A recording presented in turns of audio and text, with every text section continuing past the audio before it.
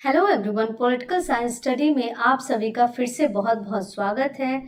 हम राजनीतिक विज्ञान के उपागम, परंपरावादी एवं आधुनिक ट्रेडिशनल एंड मॉडर्न अप्रोचेस का अध्ययन करेंगे और आज के इस वीडियो में परंपरागत उपागम, ट्रेडिशनल उपागम का अध्ययन करेंगे और उसमें हम संस्थागत उपागम, इंस्टीट्यूशनल या ऐतिहासिक उपागम, हिस्टोरिकल, दार्शनिक उपागम, फिलोसफिकल या सामाजिक उपागम, सोशल अप्रोचेस का हम क्या करेंगे, अध्ययन करेंगे। उपागम का अर्थ एवं परिचय, मीनिंग एंड ओवरव्यू। प्रोफेसर बिलोबी के अनुसार राजनीति शास्त्र मतलब पॉलिटिकल साइंस जिन महान विषयों का अध्ययन करता है उसमें राज्य, स्टेट, सरकार, गवर्नमेंट एंड लॉ है।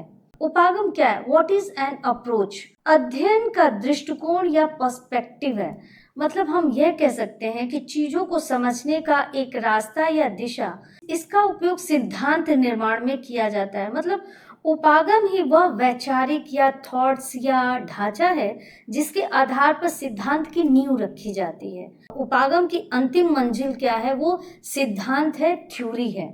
राजनीति शास्त्र की पहुंच किसी एक क्षेत्र तक न रहकर मानव जीवन के अनेक क्षेत्रों को प्रभावित करती है। पॉलिटिकल साइंस जो है मानव जीवन के किसी एक पहलू या एक क्षेत्र या एक एरिया तक सीमित नहीं है, बल्कि वह अनेक मानव जीवन के अनेक क्षेत्रों को प्रभावित करती है।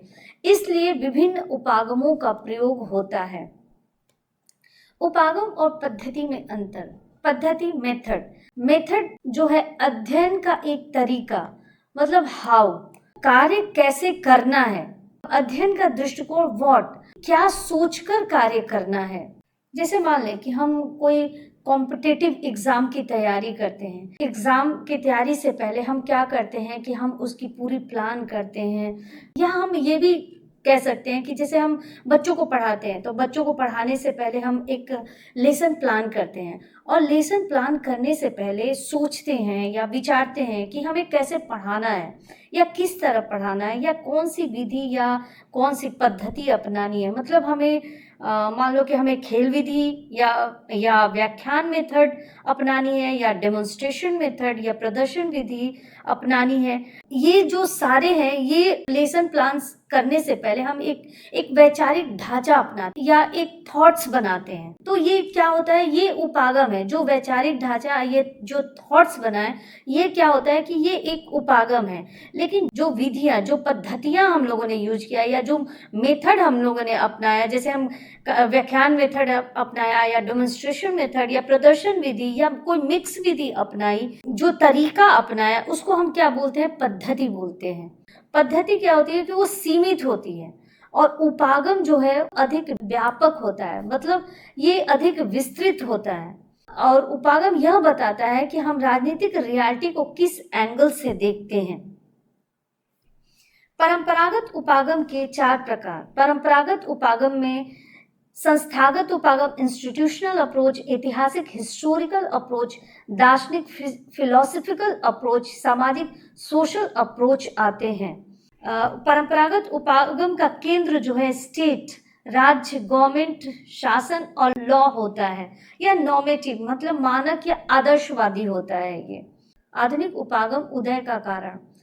वर्ल्ड वॉर सेकेंड के बाद एक नए दृष्टिकोण का उदय हुआ। वर्ल्ड वॉर सेकेंड 1939 से 1945 तक चला था। मतलब प्लेटो और अरस्तु के समय से 1945 तक परंपरागत उपागम पे अध्ययन किया जाता था।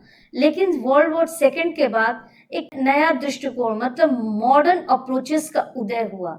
2 भीषण युद्धों ने फॉर्मल इंस्टीट्यूशन में विश्वास डगमगाया। 2 भीषण युद्ध मतलब first world war and second world war ने फॉर्मल इंस्टीट्यूशन, जो औपचारिक संस्थाएं जैसे स्टेट है, संसद है या गवर्नमेंट है या प्रशासनिक इकाइयां हैं, उस इंस्टीट्यूशन में जो थिंकर है या लोगों का विश्वास डगमगा गया। अब व्यक्ति के बिहेवियर पर ध्यान दिया जाने लगा। लेकिन मतलब 1945 के बाद जो आधुनिक उपागम आया, आधुनिक उपागम में व्यक्ति के बिहेवियर पर ध्यान दिया जाने लगा। मतलब ये कि ये सोचना शुरू किया कि मनुष्य विवेकशील प्राणी ही नहीं बल्कि एक भावनाशील प्राणी है। और जिसमें उसके संस्कार, उसकी इच्छाएं, उसकी भावनाएं, उसका व्यवहार है, और वो स्थिर नहीं होती। वो जो भावनाएं हैं स्थिर नहीं होती, बल्कि समय और परिस्थितियों के अनुसार चेंज हो जाता है।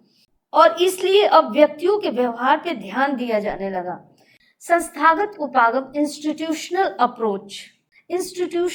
अप्रोच राजनीति के अध्ययन की परंपरागत पद्धति है। मतलब ये अप्रोच है जिसमें मुख्य रूप से राज्य के विभिन्न संस्थाओं और उसके अनेक कार्यों का अध्ययन किया जाता है। जैसे मान लें कि जो व्यवस्थापिका है, लेजिस्लेचर है, या कार्यपालिका एग्जीक्यूटिव है, जुडिशरी है, या प्रशासनिक इकाइयां है, या निर्वाचन आयोग है, इन सब का इंस्टीट्यूशनल अप्रोच में क्या किया जाता है, अध्ययन किया जाता है। इस उपागम को सबसे पहले अरस्तु ने प्रयोग किया था। मतलब इंस्टीट्यूशनल अप्रोच का सबसे पहले प्रयोग अरस्तु ने किया था, और अरस्तु ने पॉलिटिक्स में 158 संविधानों का तुलनात्मक अध्ययन करके क्रांतियों के कारणों और उन्हें रोकने के उपायों का उल्लेख किया था। मतलब अरस्तु की जो पॉलिटिक्स बुक है उसने 158 संविधानों का उसने तुलनात्मक अध्ययन किया, और उसमें उसने क्रांतियों के कारण, मतलब क्रांतियों का वर्गीकरण, क्रांतियों के पीछे क्या कारण होते हैं या उन्हें रोकने के क्या उपाय है, उसका उसमें उसने अध्ययन किया, उसका उल्लेख किया। यह उपागम फॉर्मल पॉलिटिकल इंस्टीट्यूशन, संविधान, संसद, न्यायपालिका के कंपैरेटिव स्टडी पे बल देता है। मतलब जो इंस्टीट्यूशनल उपागम है वो फॉर्मल पॉलिटिकल इंस्टीट्यूशन, मतलब जो औपचारिक राजनीतिक संस्थाएं हैं, औपचारिक राजनीतिक संस्थाएं जिसमें संविधान, संसद और न्यायपालिका आ जाते हैं, उनका कंपैरेटिव स्टडी पे ये क्या करता है, बल देता है। एरिस्टोटल प्रथम प्रयोगकर्ता। 158 कॉन्स्टिट्यूशन का कंपैरेटिव स्टडी जो है अरस्तु ने किया, और उसमें उसने क्या किया कि क्रांति का विश्लेषण, मतलब क्रांति का उसने क्या किया, वर्गीकरण किया, और उसमें उसने इंडक्टिव अप्रोच मतलब फैक्ट से थ्योरी की तरफ और विषय से सामान्य की तरफ जाता है। गार्नर के अनुसार उपस्थित राजनीतियों को एकत्रित करना, जिन्हें एक निश्चित विषय समूह में एकत्रित करना है। मतलब इसका ये अर्थ है कि राजनीतिक विज्ञान सिद्धांतों की बात नहीं करता, बल्कि समाज और राज्य में होने वाली वास्तविक राजनीतिक घटनाओं, व्यवस्थाओं और तथ्यों का अध्ययन करता है। मोंटेस्क्यू, डी टॉकवेले और लॉर्ड ब्राइस। मोंटेस्क्यू फ्रांसीसी व ब्रिटिश संविधानों का field study, spirits of law, separation of power. Montesquieu की बुक स्पिरिट ऑफ लॉ जो 1748 में प्रकाशित हुई, उसमें उसने सेपरेशन ऑफ पावर, शक्ति पृथक्करण का सिद्धांत दिया। शक्ति पृथक्करण सिद्धांत देने से पहले उसने फ्रांस व ब्रिटिश संविधानों का प्रत्यक्ष अध्ययन किया। वैसे ही ब्राइस ने 6 देशों की क्या की, यात्रा की। तो ब्राइस की जो पुस्तक है मॉडर्न डेमोक्रेसी, वो 1921 में प्रकाशित हुई थी, और इसके प्रकाशन से पहले उसने 6 देशों के संविधानों का उसने क्या किया था, अध्ययन किया था। और डी टॉकविले की पुस्तक डेमोक्रेसी इन अमेरिका 1835 है।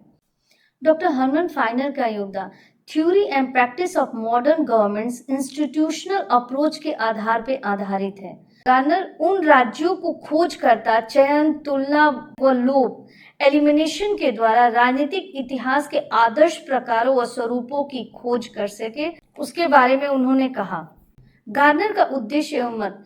गार्नर ने एक ही युग में उत्तरोत्तर बढ़ने वाली शक्तियों की जो खोज कर सके, और जो राजनीतिक और सामाजिक संस्थाओं की ही उचित ढंग से तुलनात्मक अध्ययन करके, उनका संकलन करके, उनका विश्लेषण और संस्थागत स्वरूप अध्ययन कर सकते हैं। संस्थागत उपागम, सीमाएं एवं सावधानियां, लिमिटेशन एंड प्रिकॉशंस।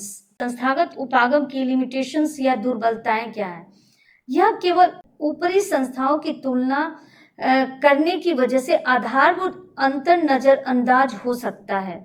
जैसे हम इंडिया यूके का पार्लियामेंट्री डेमोक्रेसी का ही उदाहरण लें, दोनों के पास पार्लियामेंट है, पर इंडिया में कास्ट मतलब जाति फैक्टर है, यहाँ पे डिफरेंट इकोनॉमिक बेस है, तो हम इसका आधारभूत अंतर नजरअंदाज नहीं कर सकते। गार्नर ने कहा है कि अनुसंधानकर्ता ऐसी संस्थाओं की भी तुलना कर सकता है जिनका ऐतिहासिक पृष्ठभूमि में अंतर हो। इससे क्या होगा कि गलत निष्कर्ष निकलेगा। लोगों के स्वभाव, प्रशिक्षण, अनुभवों के अंतर की उपेक्षा, राजनीतिक, नैतिक और कानूनी मान्यताओं की भी इसमें उपेक्षा हो सकती है। गार्डनर ने कहा कि इस उपागम में भूल की संभावना का खतरा हो सकता है क्योंकि सामान्य नियमों की स्थापना में एरर आ सकते हैं और लोगों का स्वभाव, प्रशिक्षण व अनुभव अलग अलग हो सकते हैं। सावधानियां, प्रिकॉशंस। जिन संविधानों व राजनीतिक संस्थाओं की तुलना की जाए उनकी समानताओं और असमानताओं दोनों पे ध्यान देना चाहिए। मतलब ये है कि जिन भी हम संविधान, जिन भी कॉन्स्टिट्यूशन या पॉलिटिकल इंस्टीट्यूशन की तुलना कर रहे हैं या कंपेयर कर रहे हैं तो उनकी समानता और असमानता दोनों पे ध्यान देना चाहिए। जैसे भारत व ब्रिटेन प्रजातंत्र की तुलना करते समय भारत में जातिवाद, धार्मिक भिन्नता व आर्थिक पिछड़ापन आदि बातों को नहीं भूलना चाहिए। तुलना की जाने वाली राजनीतिक संस्थाओं की पृष्ठभूमि समान होनी चाहिए। जिसका भी हम कंपेयर करें, जो भी पॉलिटिकल इंस्टीट्यूशन का हम कंपेयर करें, उसकी पृष्ठभूमि जो है समान होनी चाहिए। जैसे ऐतिहासिक हो, सामाजिक हो, आर्थिक हो, नैतिक व बौद्धिक जो पृष्ठभूमियां हैं उनमें समानता होनी चाहिए। किसी राज्य के लोगों की राजनीतिक जागृति के स्तर का भी ध्यान देना चाहिए। पॉलिटिकल अवेयरनेस है कि पॉलिटिक्स में वो कितना भाग लेते हैं, कितनी राजनीतिक जागृति लोगों में कितनी राजनीतिक जागृति है, उस स्तर का भी ध्यान रखना चाहिए। निष्कर्ष निकालने में जल्दबाजी नहीं करनी चाहिए। हमें अत्यधिक भिन्नता वाली संस्थाओं की तुलना नहीं करनी चाहिए। जो अत्यधिक भिन्नता वाली जो इंस्टीट्यूशन है उनका हमें कंपेयर नहीं करना चाहिए। संस्थागत उपागम निष्पक्ष व वैज्ञानिक ढंग से किया जाना चाहिए और पूर्वाग्रह से बचना चाहिए। ऐतिहासिक उपागम, historical approach. Historical approach political science को समझने की वह अप्रोच है जिसमें वर्तमान राजनीतिक व्यवस्था, पॉलिटिकल सिस्टम, उसकी इतिहास यानी उसकी हिस्ट्री के आधार पर समझा जा सकता है। सरल शब्दों में बोले तो भूतकाल की घटनाओं और उनके अनुभवों के आधार पर राजनीति का अध्ययन करना ही हिस्टोरिकल उपागम है। जैसे राज्य कैसे बना, संविधान कैसे विकसित हुआ, राजनीतिक संस्थाओं में समय के साथ कैसे परिवर्तन हुए, इसका हम इसमें अध्ययन करते हैं। गिलक्राइस्ट के अनुसार राजनीतिक संस्थाओं को समझने के लिए हमें उनकी उत्पत्ति, मतलब पॉलिटिकल जो इंस्टीट्यूशन है उसको हमें समझने के लिए उसकी उत्पत्ति, उसका जन्म कैसे हुआ एंड विकास, उसका डेवलपमेंट के संबंध में अध्ययन करना चाहिए और उसका विकास कैसे हुआ इसके संबंध में हमें क्या करना चाहिए, स्टडी करना चाहिए। उन्होंने बोला कि इतिहास हमें केवल बीती हुई बातें ही नहीं बताता, हमें भविष्य के बारे में भी ज्ञान प्रदान करता है। फ्रेडरिक पोलक के अनुसार ऐतिहासिक उपागम यह स्पष्ट करने का प्रयत्न करती है कि संस्थाएं क्या कर रही हैं और क्या होनी चाहिए, और इस प्रयत्न में वो संस्थाओं वर्तमान स्वरूप की व्याख्या करने की अपेक्षा इस बात पे ध्यान अधिक रहता है कि उनका अतीत क्या रहा है, उनका इतिहास क्या रहा है और वर्तमान स्वरूप कैसे बना। मुख्य विशेषता जो हिस्टोरिकल अप्रोच है उस विशेषता इंडक्टिव एंड ऑब्जर्वेशनल है। हिस्टोरिकल अप्रोच आगमनात्मक है, इंडक्टिव है और इस पद्धति का आधार निरीक्षण, इंस्पेक्शन और ऐतिहासिक तथ्यों का अध्ययन है। यह प्रयोगात्मक उपागम का ही, मतलब जो हिस्टोरिकल अप्रोच है वो प्रयोगात्मक एक्सपेरिमेंटल अप्रोच का ही एक स्वरूप है। गिलक्रिस्ट का कहना है कि the source of experiments of political science is history.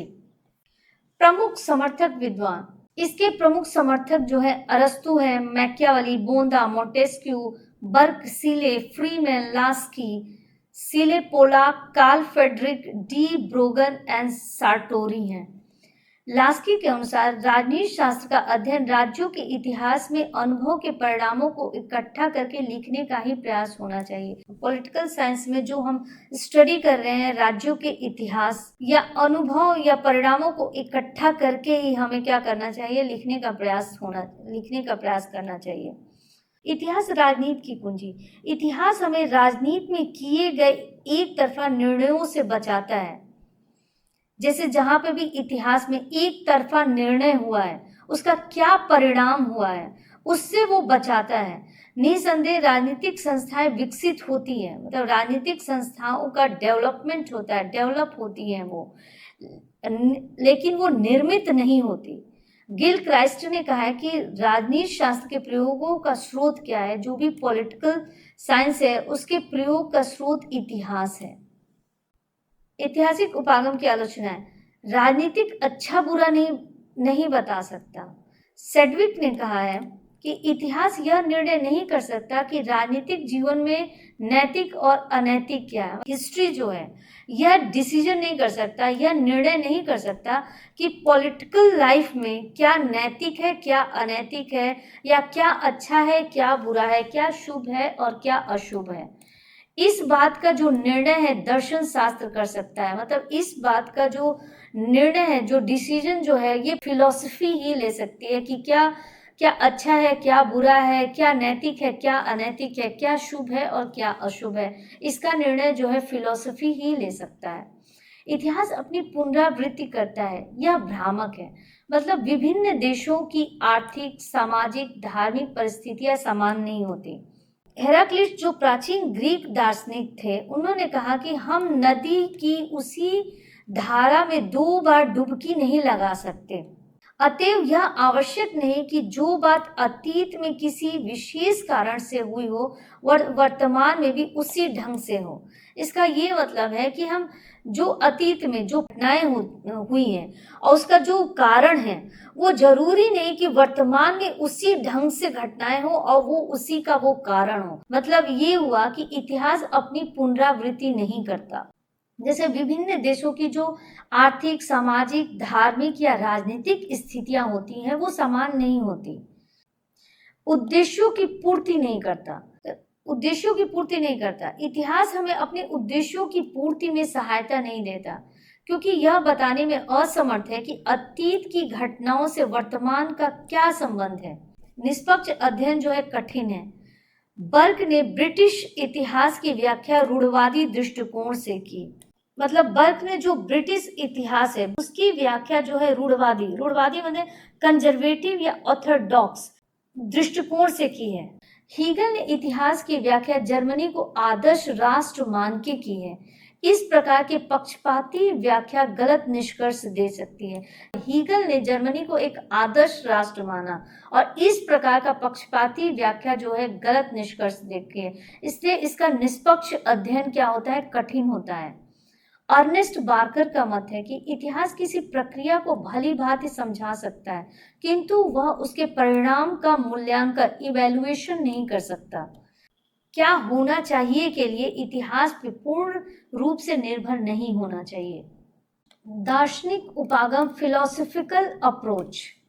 राजनीति शास्त्र के उपयुक्त अध्ययन उपागम अगनात्मक है, मतलब जो राजनीति शास्त्र की जो पॉलिटिकल साइंस की जो हिस्टोरिकल अप्रोच या इंस्टीट्यूशनल जो अप्रोच थी, ये सब अप्रोचेस जो है अगनात्मक है, जबकि दार्शनिक उपागम निगनात्मक है। जबकि जो फिलोसॉफिकल अप्रोच है वो क्या है, डिडक्टिव है। इस सिद्धांत के कुछ सामान्य तथ्यों व अनुभवों के आधार पर सिद्धांतों का निर्माण किया जाता है। इस मेथड का कुछ सामान्य तथ्य जो फैक्ट्स है, फैक्ट्स व अनुमान के आधार पर सिद्धांत निर्माण किया जाता है। मतलब यह पद्धति मुख्यतः कल्पना पर आधारित है, अतः सूक्ष्म संकल्पनाओं को लेकर चलती है और इतिहास के वास्तविक तथ्यों से उसका मेल स्थापित करने का प्रयास करती है।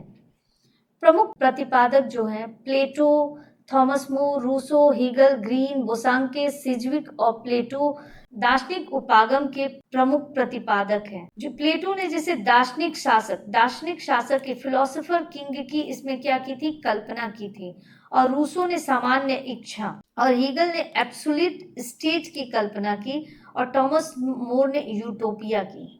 गिल क्राइस्ट का विश्लेषण, मतलब इस उपागम के जो तत्ववेत्ता हैं, जो फिलोसोफर हैं जैसे रूसो और सिजविक, वो मानव प्रकृति के संबंधों में किसी अमूर्त मौलिक विचार को लेकर चलते हैं और इस विचार से वह राज्य के स्वरूप, राज्य का क्या स्वरूप है, राज्य का क्या उद्देश्य है, राज्य का क्या कार्य और उस राज्य का क्या फ्यूचर है के संबंध में कुछ निष्कर्ष पे पहुंचते हैं और इसके बाद वह इन सिद्धांतों का इतिहास के तथ्यों से समन्वय स्थापित करते हैं।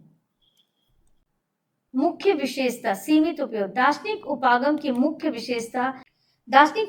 मुख्य विशेषता यह है कि ये राजनीतिक चिंतन में आदर्शों का निर्धारण करना और राजनीति को नैतिकता के नजदीक लाना है।